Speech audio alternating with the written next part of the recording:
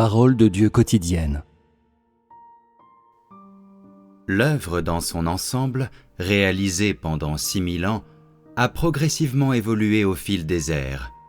Les changements dans cette œuvre ont été basés sur la situation générale dans le monde et sur les tendances de développement de l'humanité dans son ensemble. L'œuvre de gestion de Dieu s'est seulement transformée progressivement en conséquence. Elle n'avait pas déjà été toute planifiée au commencement de la création. Avant la création du monde, ou très peu de temps après, l'Éternel n'avait pas encore planifié la première étape de l'œuvre, celle de la loi.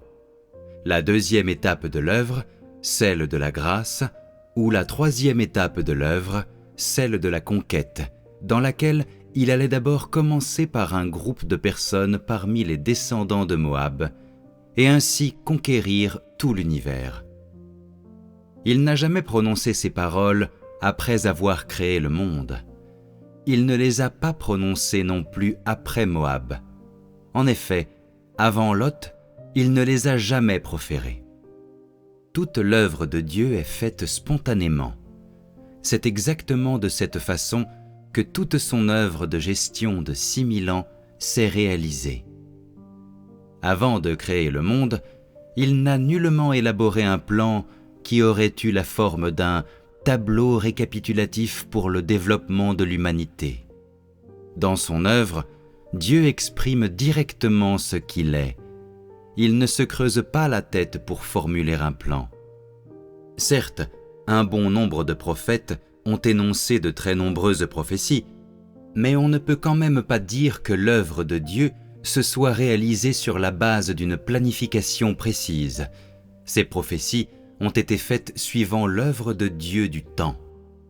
Toute l'œuvre qu'il accomplit est très contemporaine. Il la réalise conformément à l'évolution de chaque ère et se fonde sur le changement des choses pour l'accomplir.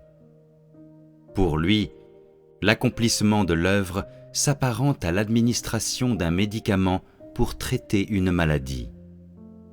Il observe en faisant son œuvre et il continue son œuvre en fonction de ses observations. À chaque étape de son œuvre, Dieu est capable d'exprimer sa grande sagesse ainsi que sa grande capacité.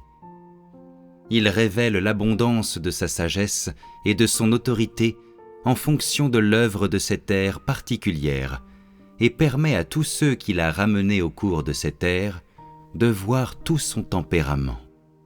Il subvient aux besoins des gens conformément à l'œuvre qui doit être accomplie à chaque ère, réalisant toute œuvre qu'il doit faire.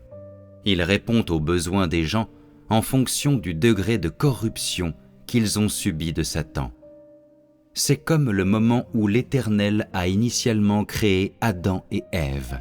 Il l'a fait afin de leur permettre de manifester Dieu sur la terre et afin qu'ils puissent témoigner de Dieu dans la création. Cependant, Ève a péché après avoir été tentée par le serpent, et Adam a fait de même. Dans le jardin, ils ont tous deux mangé du fruit de l'arbre de la connaissance du bien et du mal. Par conséquent, l'Éternel avait une œuvre supplémentaire à réaliser en eux.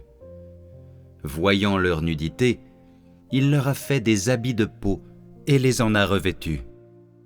Après cela, il a dit à Adam, « Puisque tu as écouté la voix de ta femme, et que tu as mangé de l'arbre au sujet duquel je t'avais donné cet ordre, tu n'en mangeras point, le sol sera maudit à cause de toi, jusqu'à ce que tu retournes dans la terre d'où tu as été pris, car tu es poussière, et tu retourneras dans la poussière. » Il a dit à la femme, « J'augmenterai la souffrance de tes grossesses, tu enfanteras avec douleur, et tes désirs se porteront vers ton mari, mais il dominera sur toi. » Dès lors, il les a chassés du jardin d'Éden et les a fait vivre à l'extérieur du jardin, tout comme l'homme moderne vit maintenant sur la terre. Quand Dieu a créé l'homme tout au début, son plan n'était pas de laisser l'homme être tenté par le serpent après qu'il fut créé, et par la suite de maudire l'homme et le serpent. En réalité, il n'avait pas un tel plan. C'est juste le cours des choses qui lui a donné une nouvelle œuvre à faire dans sa création. Après que l'Éternel a accompli son œuvre auprès d'Adam et Ève sur la terre, l'humanité a continué de se développer pendant plusieurs milliers d'années, jusqu'à ce que l'Éternel vit que la méchanceté des hommes était grande sur la terre et que toutes les pensées de leur cœur se portaient chaque jour uniquement vers le mal. L'Éternel se repentit d'avoir fait l'homme sur la terre et il fut affligé en son cœur. Mais Noé trouva grâce aux yeux de l'Éternel. Alors, l'Éternel s'est retrouvé avec davantage de nouveau travail, car l'humanité qu'il avait créée était devenue trop pécheresse après avoir été tentée par le serpent. Étant donné ces circonstances, parmi toute l'humanité, l'Éternel a choisi la famille de Noé pour l'épargner et a ensuite accompli son œuvre de destruction du monde par un déluge. L'humanité a continué de se développer de cette manière jusqu'à ce jour, devenant de plus en plus corrompue, et quand le développement de l'humanité atteindra son apogée, cela signifiera la fin de l'humanité. Depuis le commencement jusqu'à la fin du monde, la vérité profonde de son œuvre a toujours été ainsi et le sera toujours. C'est la même chose que la manière dont les gens seront classés selon leur espèce. Il ne s'agit pas du tout d'une prédestination de chaque personne à une catégorie tout au début.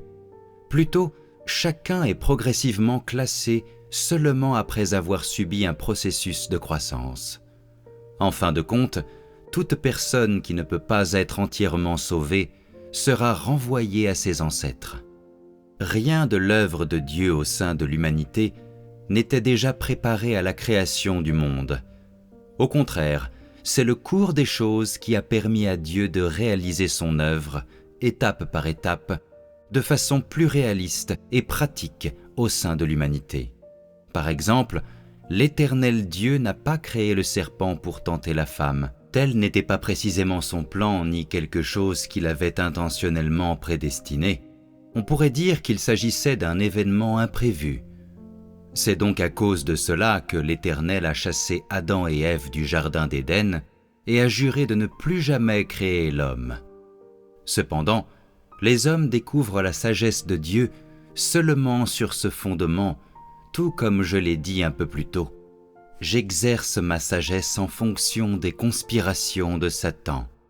Peu importe à quel point l'humanité est devenue corrompue ou la façon dont le serpent la tente, l'Éternel a encore sa sagesse. Ainsi, il s'est engagé dans une nouvelle œuvre dès qu'il a créé le monde, et aucune des étapes de cette œuvre n'a jamais été répétée. Satan a continuellement mis des conspirations en œuvre. L'humanité a constamment été corrompue par Satan, et l'Éternel Dieu a sans cesse réalisé son œuvre sage. Il n'a jamais failli ni arrêté d'œuvrer depuis la création du monde. Après que les humains ont été corrompus par Satan, il a continuellement œuvré parmi eux pour le vaincre, l'ennemi qui était la source de leur corruption. Cette bataille fait rage depuis le commencement et continuera jusqu'à la fin du monde. En accomplissant toute cette œuvre, l'Éternel Dieu n'a pas seulement permis aux humains corrompus par Satan de recevoir son grand salut, mais leur a également permis de voir sa sagesse, sa toute-puissance et son autorité. De plus, à la fin, il leur permettra de voir son juste tempérament, punissant les méchants et récompensant les bons. Il a combattu contre Satan jusqu'à ce jour précis et n'a jamais été vaincu, car il est un Dieu sage et il exerce sa sagesse en fonction des conspirations de Satan. Par conséquent, Dieu ne fait pas seulement en sorte que tout ce qui est au ciel se soumette à son autorité, mais il fait également en sorte que tout sur terre reste en dessous de son marchepied, et surtout, il fait en sorte que les méchants qui envahissent et harcèlent l'humanité affrontent son châtiment.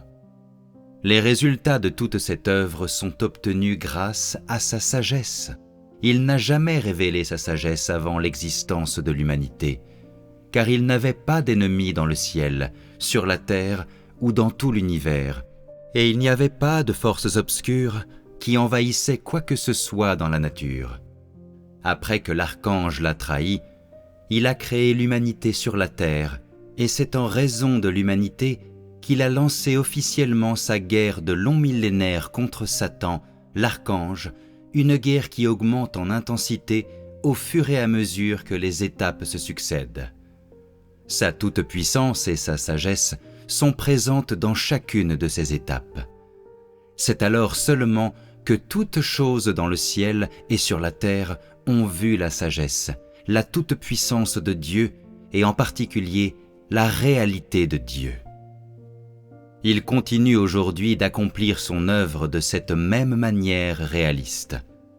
En outre, pendant qu'il accomplit son œuvre, il expose aussi sa sagesse et sa toute-puissance. Il vous permet de voir la vérité profonde de chaque étape de l'œuvre, de voir exactement comment expliquer la toute-puissance de Dieu, et en outre, de voir une explication irréfutable de la réalité de Dieu.